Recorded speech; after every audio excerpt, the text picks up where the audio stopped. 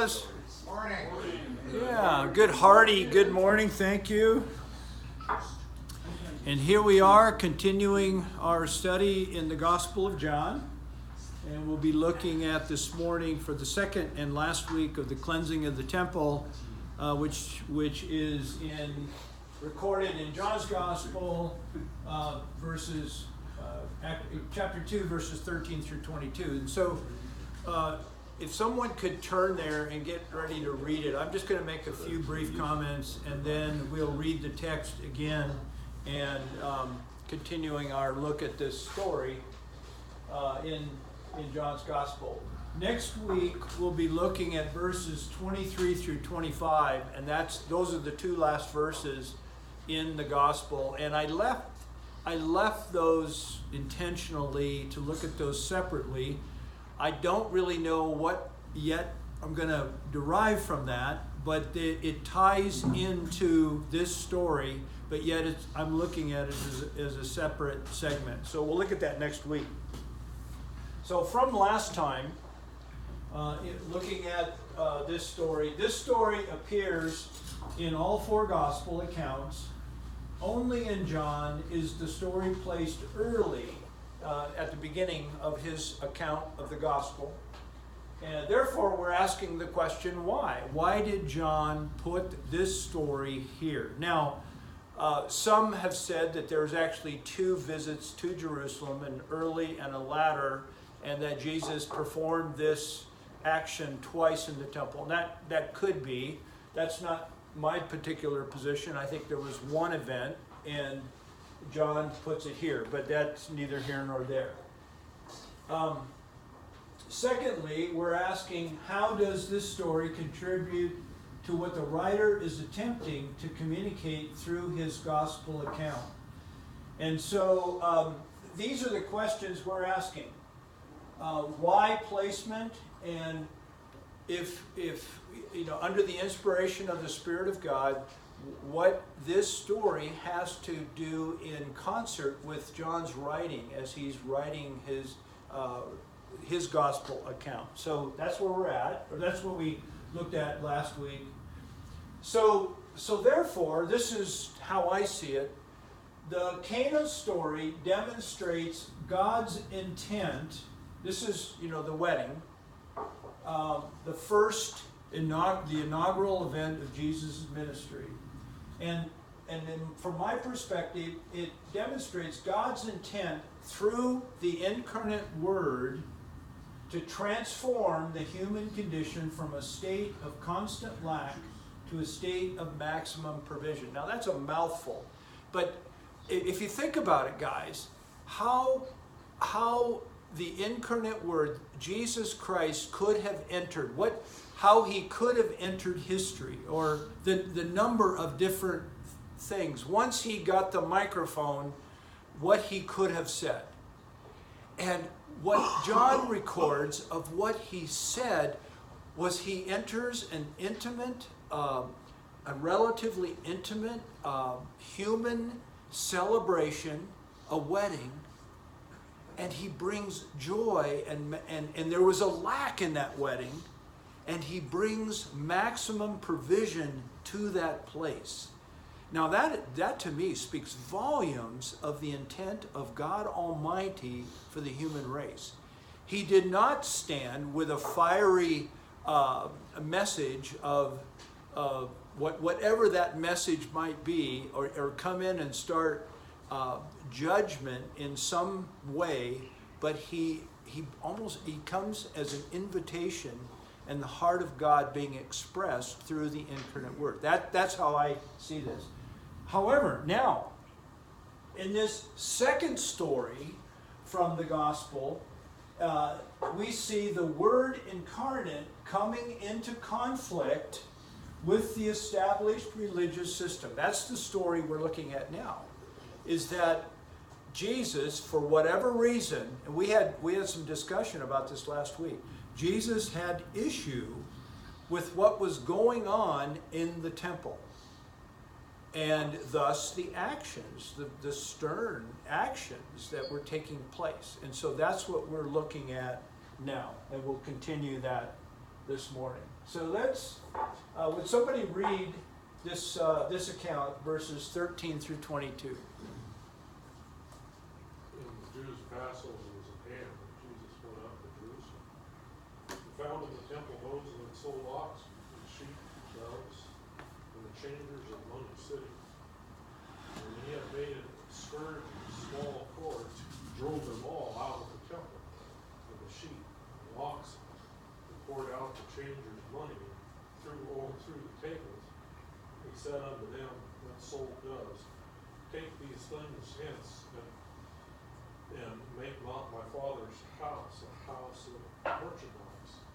And his disciples remembered that it was written, the zeal of a house hath eaten me up. Then answered the Jews and said unto him, what sign showest thou unto us, seeing that thou dost these things?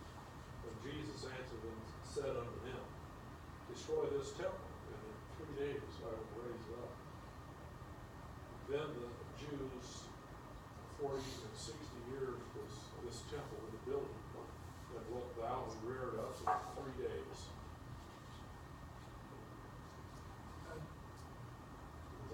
No, 21. 21. Go through 22. Okay. 2 more verses. But he spake in the temple of the Claudia. Then, when therefore he was risen from the dead, his disciples remembered that he had said this unto them, and they believed the scripture of the word which Jesus had said. Okay, good, thank you. Alrighty, thanks, Carl. So, this is a slide from last time, and again, we're looking back into chapter 1. Again, giving a little more context to this story is that I created this slide that's going to be the backdrop of how, and this represents the incarnate Word entering into society. And these 2 images is everything, the witness, the stone, the heaping stone of witness, pointing to the benchmark of all time, where all things throughout all history, virtually all things find their meaning and point in the incarnate Word. That is, in my opinion, is the idea of chapter 1, that all things point and find purpose and meaning within the incarnate Word. Now, in chapter 2, what we're seeing is the incarnate Word. There's yet now another slide. This would be hard to do with a chalk. So, and it was also very hard for me to transition to this. I would much rather remember the days of the whiteboard and the scribbly on the whiteboard. So, but what we're able to do with this technology is actually, put layers in. And now we've created a master slide with the jungle. Steve, thanks for mentioning that this morning. An image of the jungle being transposed with the incarnate Word. And that is where we're moving in this gospel, is that we're now seeing the incarnate Word, Jesus Christ, interacting in various activities and relationships within the story, and we're going to see responses. And we're going to try to learn from those responses. So that's what this is all about. So, first of all, in John chapter 1, again, just going back briefly, the key idea in John chapter 1 is this idea of reception of the Word. The reception of the Word prior to the incarnate Word, verses 1 through 13. And then in verse 14, the incarnate Word is introduced, Jesus Christ. But it's all about reception, and we could put similar ideas in there, similar words, as believe. We're going to see, and many believed in him. And it's what that depicts is this idea of receiving something into our being. Reception, that is absolutely critical. And so then, in verse, in this, the flow of chapter 1 is once a person or a group of people receive there is a natural enlightenment that occurs. The only way we can become enlightened, we could call it growth, we could call it illumined, whatever you want to call it, is the only way we can receive enlightenment is through receiving the Word. That seems, it seems so fundamental, but there is a lot to that, because there's a lot of resistance to that idea. Once we receive enlightenment, then it naturally leads to some level of expression. We do something with it. And we could substitute the word practice. We could substitute the word obedience, which is one idea of expression. We could substitute an expression of worship. And so I'm using a very broad term. Response could be another word, but I use the word expression. And so there is a natural expression that flows out of enlightenment. And this is where we left last week, is that I'm looking at expression as a hinge point in this process. And above here is the why. This is the why. The question, the deep question, the why, and we move then through expression into the what. The what is how we express the why underlying everything. The why is so important. And that is what is, I think, what this story is about, that we're looking at now. So the why and the what, both are necessary. So then we move, and this is new, we eventually move from expression to a tradition. And in my opinion, tradition is not bad.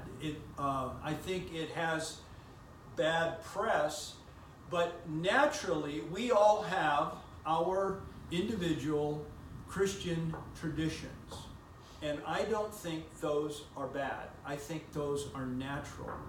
We move, once we develop expression, we should develop some sort of continual expression, and that is what we could call a tradition, a practice. The theological term is orthopraxy versus orthodoxy, which equals correct practice. We express our Christianity in some way, whether we can articulate it or not. We have practice, and that is a natural thing. Now, with that, and that is the what. That is the what. So, what is supposed to happen in this whole this whole process, is that once we're here, we should, because we believe in a relationship with the living God through the incarnate Word, we should continually be looking back to reception, where we're receiving from God and from the Holy Spirit, and and I don't mean cowboyism here, in the context of the local church, with other in community, we're receiving as a body. And this is what we should be about. And then through that, we receive enlightenment and expression that may affect our tradition. You see that we're continually supposed to be looking at the why behind the what, underlying the what. That is what is supposed to happen. However, what tends to happen is this, is that instead of looking back up to reception and enlightenment, we tend to solidify this expression.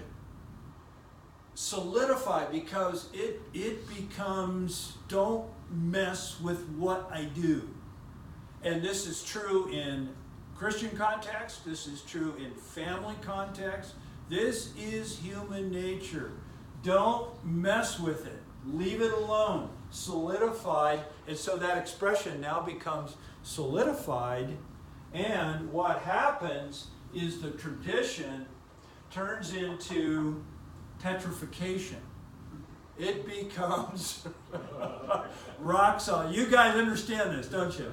It becomes rock solid, and petrification is where something, guys, something living turns to stone.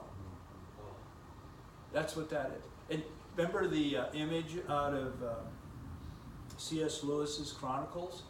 Remember how the various beings, as they were going through Narnia in the winter, this is out Lion, the Witch, and the Wardrobe, they were stone figures. And when Aslan came, everything turned to human again. Or no, they were frozen. Weren't they frozen? Stone too. But were there stones? Stone. Yeah, okay, all right. So, yeah, so what happens here is this petrification, solid expression combination here. What tends to happen is I've got it circled, it's called the system. It's the system. We then become part of a system. And the system is refusing to ask the question, why? I had a dream. I've had a handful of dreams in my life, in my adult lifetime, that I can remember that have dramatically impacted me. And one of those dreams was when I was a pastor at the Vineyard. And it was through a second very frustrating time. I didn't get it the first time, Steve. Steve knows about the first one. And we're all there. And so I had a dream that I was, in my dream, there was this huge machine. Something you'd see out of a Dr. Seuss book. There were belts turning and wheels and pulleys and noise, and it was bouncing, and it was an impressive machine. I don't know if any of you ever saw if you ever got a chance to go to Colorado when they had the press room. Yeah, that's an impressive machine. When it's 3 decks high, and man, when it's throwing paper through there, it's quite something to behold.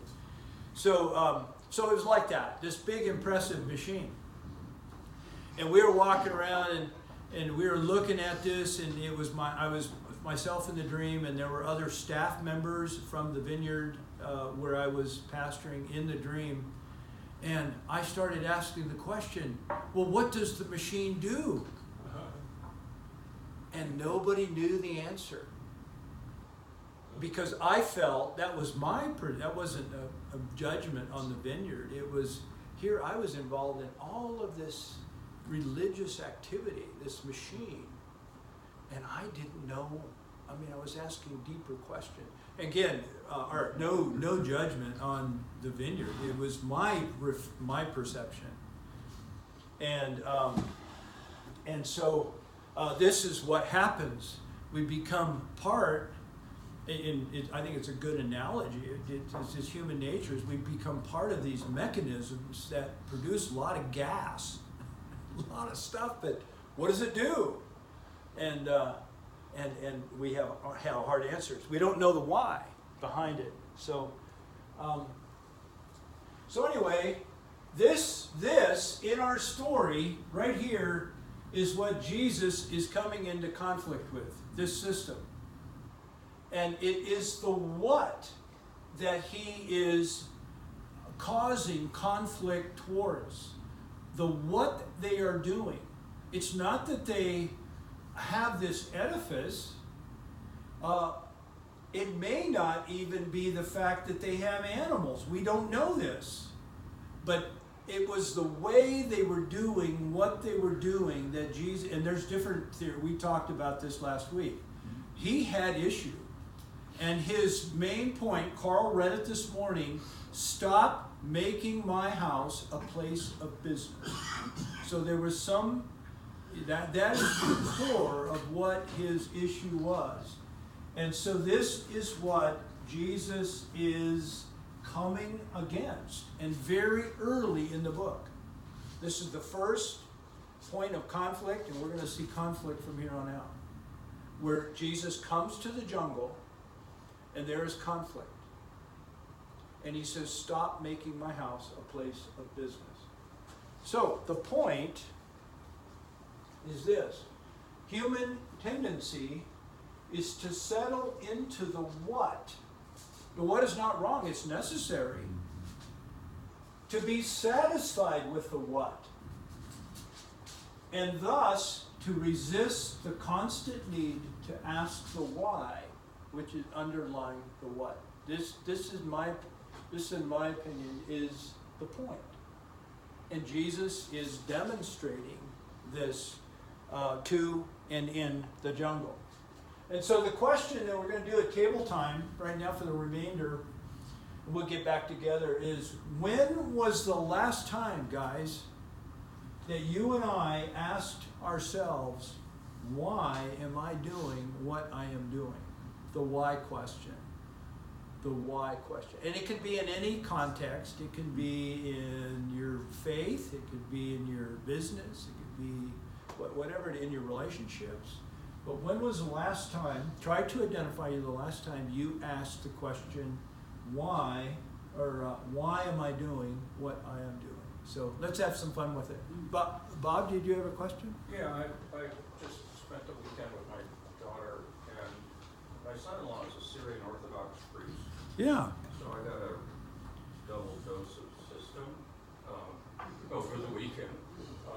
And he, the Syrian Orthodox and the Greek Orthodox and the Catholics, and you can go on. I struggle a little bit with, why the way I've gone. I was raised Catholic, and I know how to go to church there. And then sometime in my 40s, I got introduced to another kind of church, where the guy gets up and talks about a meaningful, something that sounds like it's talking to me, and I walk away with this message that I would have never figured out or gotten from the Catholic. And I'm not being critical, it's just, and then I've done a little reading, because, obviously my son-in-law thoroughly believes the more formal